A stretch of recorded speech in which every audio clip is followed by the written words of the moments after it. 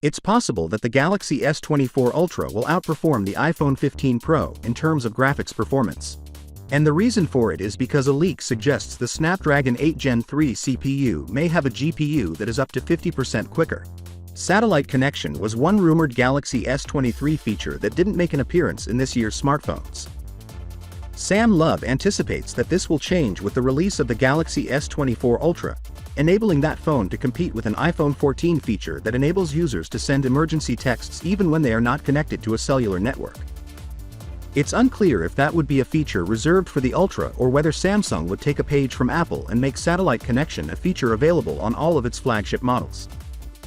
Another Galaxy S24 Ultra rumor suggests that RAM might be upgraded. The Galaxy S24 Ultra, which would be a significant upgrade over the 8GB, 12GB choices on the S23 Ultra, might reportedly have up to 16GB of RAM, according to leaker Torin Bats on Twitter. However, according to some reports, all Galaxy S24 variants might come included with 256GB of storage. Although the S23 Ultra currently has a 256GB default storage, this won't be an upgrade for the S24 Ultra.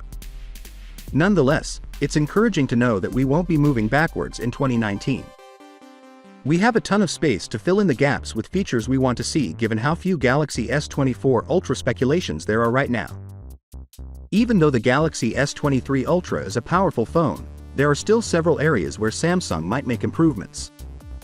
Samsung released the Galaxy S21 Ultra with S Pen compatibility, and by the time the S22 Ultra was released, it had found out how to include storage for the pen into the phone's design.